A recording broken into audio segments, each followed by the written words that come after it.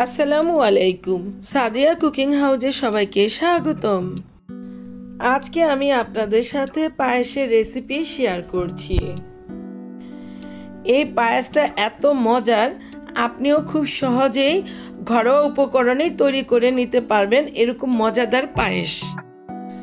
কয়েকটি tips follow করলে আপনি এরকম সুস্বাদু এবং মজাদার একটা পায়েস তৈরি করে নিতে পারেন। এই যে এখানে 4 ভাগের 1 ভাগ চাল নিয়েছি, চিনি গুঁড়া পোলাওর চালটা।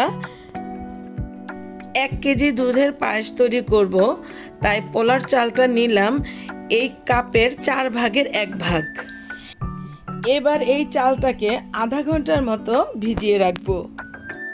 চালটা ভিজিয়ে রাখলে পায়েসটা রান্না করতে খুব সুবিধা হয়। চুলায় একটা প্যান বসালাম, প্যানের মধ্যে 1 কেজি পরিমাণ ফুল ক্রিম লিকুইড দুধ নিয়ে নিলাম। এখানে ফুল ক্রিম দুধটা ব্যবহার করার চেষ্টা করবেন।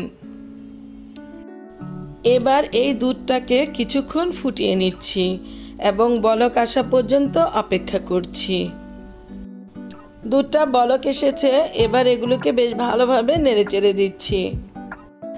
এই দুধটাকে জাল দিয়ে আমি প্রায় অর্ধেক করে নিব। এখন এখানে দিয়ে দিচ্ছি 4টি এলাচ। আর কোনো মশলা এখানে ব্যবহার করব না, না দারুচিনি না তেজপাতা। এবার এলাচটা দেওয়ার পর দুধটাকে একটু ভালোভাবে নেড়েচেড়ে দিচ্ছি। চুলার আঁচটা মাঝারি থেকে একটু নিচুতে এনে দুধটা জাল দিয়ে নিচ্ছি। এরপর এখানে দিয়ে দিচ্ছি সে ভিজিয়ে রাখা চালটা আমি অফ ক্যামেরা বেশ ভালোভাবে ধুয়ে নিয়েছি। সম্পূর্ণ চালটা দেওয়ার পর এগুলোকে বেশ ভালোভাবে নেড়েচেড়ে দিতে হবে, নয়তো এই চালটা দলা পাকিয়ে যেতে পারে। চালটাকে ভালোভাবে নেড়েচেড়ে দিচ্ছি, এটা না গলা পর্যন্ত অপেক্ষা করছি। 10 মিনিট চালটাকে দুধের সাথে সিদ্ধ করে নিলাম। এই যে চালটা কিন্তু প্রায় গলে গিয়েছে। আরও কিছুক্ষণ এভাবে নেড়েচেড়ে দিচ্ছি। আপনারা খেয়াল করেছেন কিনা, আমি কিন্তু এখনো এখানে চিনি ব্যবহার করিনি। তো এই চালটাকে এবার এরকম একটা ডাল ঘুটনির সাহায্যে আমি একটু ঘুটে দিচ্ছি। এতে করে চালটা খুব সহজেই থেতো হয়ে যাবে এবং দুধের সাথে বেশ ঘনভাবে মিশে যাবে। আপনার ইচ্ছে করলে এটা চামচ দিয়েও করে নিতে পারেন।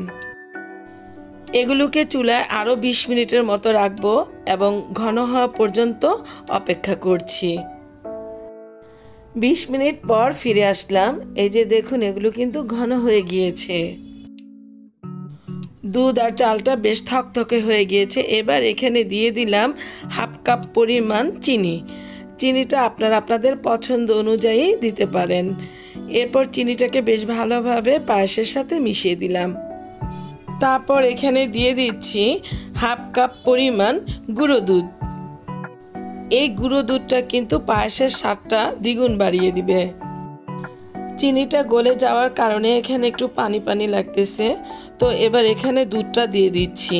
দুধটা দেওয়ার সাথে সাথেই পায়েসের সাথে মিশিয়ে নিতে হবে, না হলে দলা পাকিয়ে যাবে।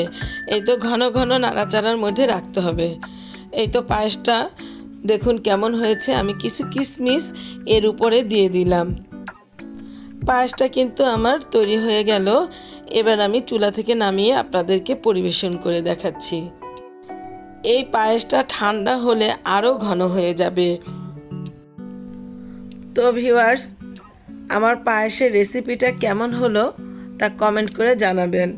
আর আমার এই রেসিপিটা যদি আপনাদের কাছে এতটুকু ভালো লেগে থাকে, তাহলে আপনারা আমাকে লাইক, শেয়ার, কমেন্টস এবং সাবস্ক্রাইব করতে ভুলবেন না প্লিজ। আর যারা আমাকে সাবস্ক্রাইব করেছেন তাদেরকে অসংখ্য অসংখ্য ধন্যবাদ। আবার হাজির হব অন্য কোনো সময়ে অন্য কোনো রেসিপি নিয়ে। আল্লাহ হাফেজ।